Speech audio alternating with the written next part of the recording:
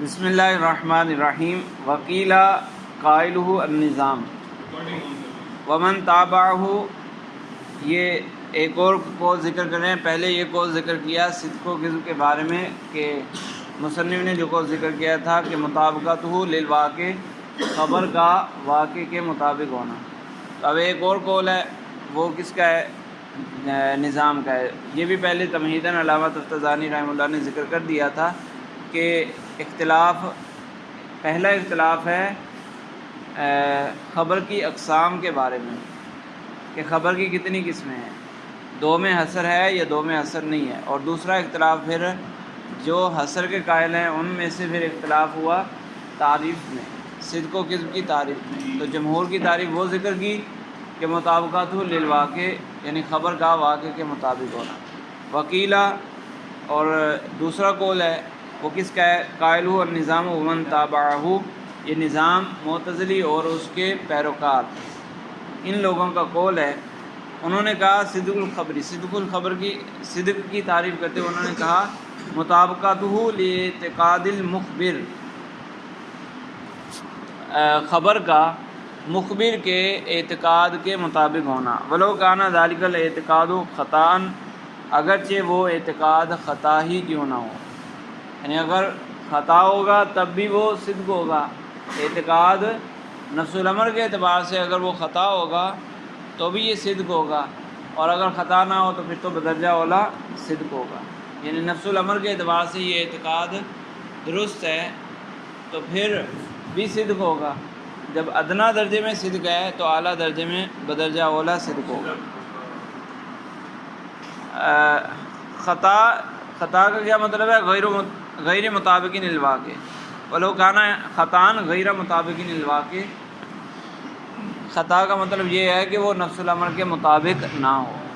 اس کے عقیدے میں تو یہ بات ہے، لیکن اگر اس کے عقیدے سے ہٹا کر نفس الامر میں دیکھیں، جیسے پیچھے تھا نا مطابقت للواقع، اس میں بھی ہم نے یہ کہا تھا نا نسبت کلامیہ کو ہٹا کر نفس الامر میں دیکھا جائے تو ایسا ہے یا نہیں. تو یہاں بھی یہی ہے کہ اس کے اعتقاد کو ہٹا کر نفس الامر میں دیکھا جائے تو اگر نفس الامر میں بھی ایسا ہی ہے تب بھی صدق ہے، اور اگر نفس الامر میں ایسا نہیں ہے لیکن اس کے اعتقاد میں ہے تو بھی صدق ہی کہلائے گا. وکذب الخبری عدمہا، اور کذب خبر کیا ہے؟ عدمہا ای عدم مطابقتہ لاعتقاد المخبر، کہ خبر کا مخبر کے اعتقاد کے مطابق نہ ہونا. یہاں بھی وہی بات آ گئی ولو کان خطا، اگرچہ خطا ہی ہو.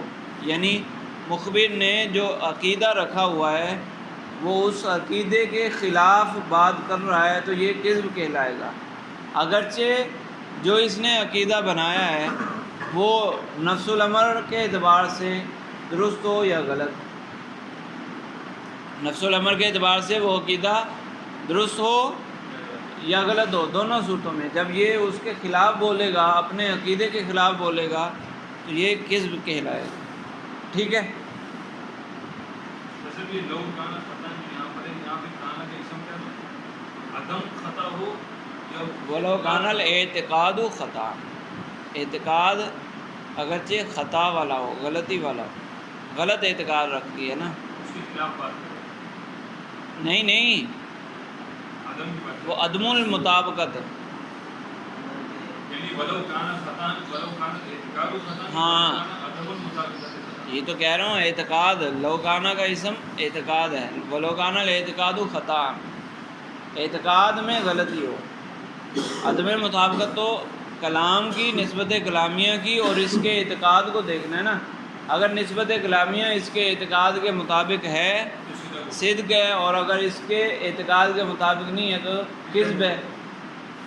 اور اعتقاد کو اگر دیکھا جائے کہ اعتقاد نفس الامر کے مطابق ہے یا نہیں تو اس کا کوئی اعتبار نہیں ہے. ٹھیک ہے.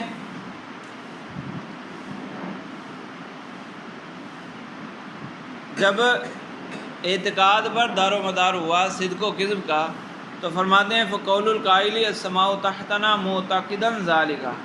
اگر کسی شخص کا اعتقاد ہے کہ آسمان ہمارے نیچے ہے، اس کا عقیدہ یہ بنا ہوا ہے اور وہ یہی جملہ بولتا ہے تو بھی یہ صدق ہی کہلائے گا، حالانکہ یہ نفس الامر کے اعتبار سے اس کا عقیدہ غلط ہے نا، نفس الامر کے خلاف اس نے عقیدہ بنا لیا، لیکن چونکہ بات یہ اپنے عقیدے کے مطابق کر رہا ہے لہذا یہ صدق کہلائے گا۔ معتقداً ذالکا، جب وہ اس کا اعتقاد رکھ رہا ہو تو یہ صدق ہوگا۔ وقولہ السماء فوقنا غیر معتقد کذب، اور یہی بندہ اگر السماء فوقنا کہے گا، جس نے عقیدہ اپنا یہ بنایا ہوا ہے کہ آسمان نیچے ہے، وہ بندہ اگر السماء فوقنا کہے گا تو جھوٹ ہوگا، کیونکہ اس کی بات اس کے عقیدے کے خلاف ہے، اگرچہ نفس الامر کے مطابق ہے۔ تو نفس الامر کو نہیں دیکھنا، صرف اس کے عقیدے کو دیکھنا ہے، ٹھیک ہے۔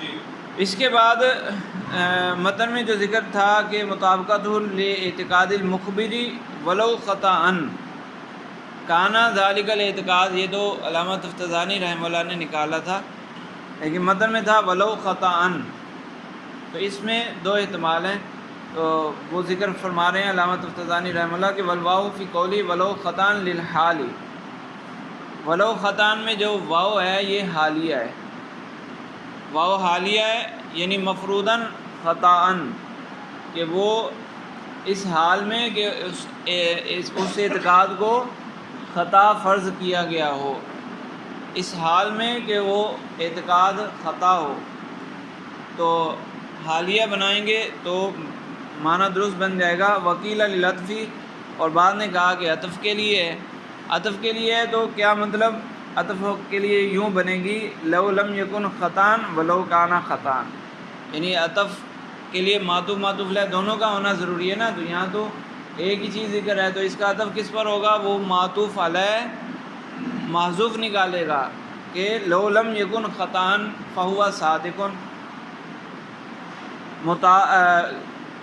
عبارت کیا بنے گی، مطابقتہ لاعتقاد المخبری، صدق الخبر کی تعریف مطابقتہ لاعتقاد المخبری لو لم یکن خطأ فہو صادق ولو کان خطأ فہو صادق ایضا، ٹھیک ہے۔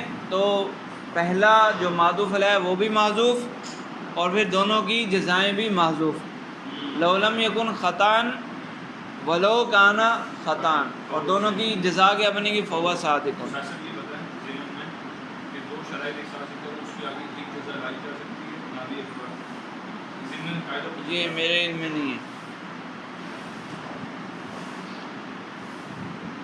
اچھا،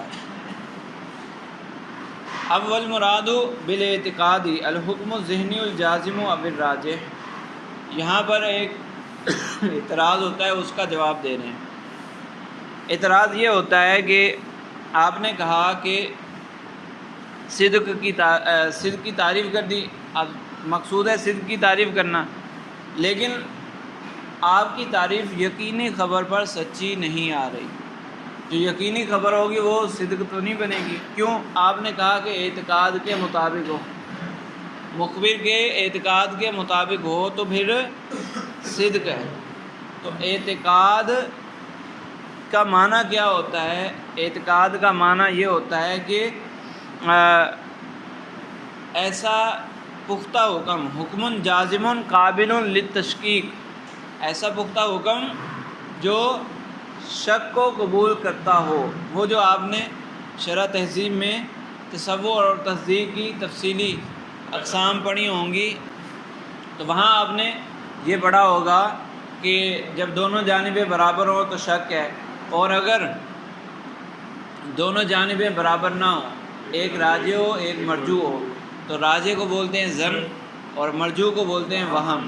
شک بھی تصور میں ہے اور وہم بھی تصور میں ہے، جو راجح ہے وہ کیا ہے، ظن ہے، اور اگر دو جانبیں نہ ہوں ایک ہی جانب ہے تو پھر دو صورتیں تھی کہ وہ شک کو قبول کرے گا یا نہیں، اگر شک کو قبول کرے گا تو ارے وہ پھر آگے دو قسمیں تھی، اعتقاد تھا، یہ اعتقاد تھا، پھر اس کی دو قسمیں تھی کہ درستگی پر ہے پھر دوسرے کے شک کو قبول کرتا ہے، یا غلطی پر ہے پھر دوسرے کے شک کو قبول کرتا ہے، وہ تقلید مصیب اور تقلید مختی دو بنتی ہیں نا، تو یہ دونوں اعتقاد کی قسم ہے۔ بہرحال ہمارا مقصود کیا ہے؟ اعتقاد۔ تو اعتقاد بولتے ہیں حکم جازم، پختہ حکم جس میں دوسری جانب نہ ہو، خلاف والی جانب نہ ہو، یہ پختہ حکم لیکن شک کو قبول کرتا ہو۔ اور اس کے مقابلے میں یقین تھا جو شک کو قبول نہ کرے، شک کو قبول نہ کرے وہ تھا نا یقین۔ تو چونکہ اعتقاد کی یہ تعریف ہے تو جو خبر یقینی ہوگی وہ پھر اس میں شامل ہوگی، مطابقت اعتقاد المخبر، جہاں یقین ہو وہ اس میں شامل نہیں ہوگی، یہ اعتراض ہوتا ہے، کیونکہ یقینی خبر شک کو قبول نہیں کرتی، اور اعتقاد کے لیے شرط ہے کہ وہ شک کو قبول کرنے والا ہو۔ ہاں تو اور کیا۔ اچھا، تو یہ اعتراض لازم آتا ہے کہ خبر یقینی اس میں شامل نہیں ہے۔ اسی طرح خبر ظنی بھی اس میں شامل نہیں ہے، کیونکہ خبر ظنی کیا ہوتی ہے؟ وہ جازم نہیں ہوتی بلکہ وہ راجع ہوتی ہے، حکم جازم نہیں ہوتا اس میں حکم راجع پر حکم ہوتا ہے نا، راجع جو حکم کی جانب راجع ہے اس کو ظن کہتے ہیں، تو وہ بھی اعتقاد میں شامل نہیں ہوگی۔ تو پھر وہ جو ظن والی خبر ہے یا یقین والی خبر ہے اس کو کیا کہیں گے؟ صدق کہیں گے، کذب کہیں گے؟ نہ صدق کہہ سکتے ہیں نہ کذب کہہ سکتے ہیں، یا کذب میں شامل ہو سکتی ہیں لیکن صدق تو نہیں کہہ سکتے۔ آپ کی جو تعریف ہے صدق والی وہ درست نہیں ہے۔ تو اس کا جواب دیا کہ اعتقاد کی یہاں پر وہ والی تعریف مراد نہیں ہے، اعتقاد کا وہ والا معنی مراد نہیں ہے، یہاں پر اس سے عام معنی مراد ہے۔ اس علامہ تفتزانی رحمہ اللہ نے فرمایا والمراد بالاعتقادی، اعتقاد سے یہاں پر کیا مراد ہے؟ الحکم الذہنی الجازم او الراجح، جو ذہنی حکم چاہے وہ جازم ہو چاہے راجح ہو، دونوں اس میں شامل ہو گئے، جازم بھی ہو سکتا ہے اور راجح بھی ہو سکتا ہے۔ اور شک کو قبول کرنا وہ بھی قید ہٹا دی، جو اعتقاد کی تعریف تھی نا کہ قابل للتشکیک و قابل تشکیک، وہ بھی ہٹا دیا، اور صرف جازم کو نہیں رکھا بلکہ عمومیت پیدا کرتی کہ جازم ہو یا پھر راجح ہو۔ تو اب اس میں یقین بھی داخل ہو گیا، اس میں اعتقاد بھی داخل ہو گیا، اس میں ظن بھی داخل ہو گیا، تینوں اس میں شامل ہو جائیں گے۔ تو والمراد بالاعتقادی الحکم الذہنی الجازم او الراجح فیوم العلم، تو اس میں علم بھی آ جائے گا۔ علم کس کو کہتے ہیں؟ وہو حکم جازم لا یقبل تشکیک، وہ پختہ حکم جو شک کو قبول نہیں کرتا، تشکیک کو قبول نہیں کرتا۔ والاعتقاد المشہورہ، اور اس میں اعتقاد مشہور بھی آ جائے گا، یعنی جو اصطلاحی اعتقاد ہے وہ بھی اس میں شامل ہو جائے گا۔ وہ کیا تھا؟ وہو حکم جازم یقبلہ، جو اس کو قبول کرتا ہے، تشکیک کو قبول کرتا ہے، تشکیک مشکک کو قبول کرنے والا۔ وظن، اور ظن بھی اس میں شامل ہو جائے گا۔ ظن کیا ہوتا ہے؟ وہو الحکم بالطرف الراجح، راجح طرف پر حکم لگانا، یہ کیا ہوتا ہے؟ ظن ہوتا ہے، صحیح ہے نا؟ تو اس اعتقاد کے اندر صدق کی تعریف کے اندر جو لفظ اعتقاد ہے اس کے اندر علم بھی شامل ہے، یعنی یقین کو علم کہتے ہیں، علم بھی شامل ہے، اور مشہور اعتقاد، اصطلاحی اعتقاد وہ بھی شامل ہے، اور ظن بھی شامل ہے۔ تو فرماتے ہیں کہ جی ہیں وہ نہیں لیا، عام معنی مراد لے لیا، عمومیت پیدا کرتی ہیں۔ یوں کہہ لیں کہ وہ اصطلاحی جو معنی تھا اس کو چھوڑ کر ایک عام معنی لے لیا، وہ حقیقی معنی تو نہیں ہے نا، لغوی اعتبار سے لے لیا۔ وہ جو منطق میں ذکر ہوتا ہے نا وہ تو اصطلاحی ہے، اور اصطلاحات عموماً مجاز لغوی ہوتی ہیں اور حقیقت اصطلاحی ہوتی ہیں۔ اصطلاحات عموماً مجاز لغوی ہوتی ہیں اور حقیقت اصطلاحی، کہ اس فن کے اندر یہ حقیقت ہے اور اس فن سے باہر اگر دیکھیں گے تو یہ مجاز ہے۔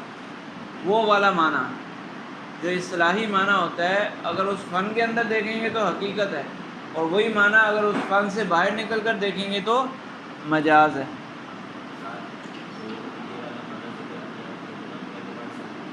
ہاں، لغت کے اعتبار سے حقیقت ہو جائے گا، اور اصطلاحی معنی جو ہے اصطلاح کے اعتبار سے حقیقت ہے۔ ٹھیک ہے، ہاں یہاں لغت کے اعتبار سے لے لیا۔ فالخبر المعلوم والمعتقد والمظنون صادق۔ تو اب خبر معلوم بھی یعنی یقینی خبر بھی صدق میں شامل ہو گئی، اور خبر معتقد بھی صدق میں شامل ہو جائے گی، اسی طرح خبر مظنون بھی صدق میں شامل ہو جائے گی۔ والموہوم کاذب، اور جو وہم ہوتا ہے جانب مرجو وہ جھوٹا ہوگا، یعنی جانب مرجو کے مطابق کلام کرنا وہ پھر جھوٹ ہو جائے گا۔ ٹھیک ہے، لِأَنَّهُ الْحُكْمُ بِخِلَافِ الطَّرْفِ الرَّاجِحِ، کیونکہ یہ جو وہم ہوتا ہے، موہوم خبر ہوتی ہے، وہ کیا ہوتی ہے؟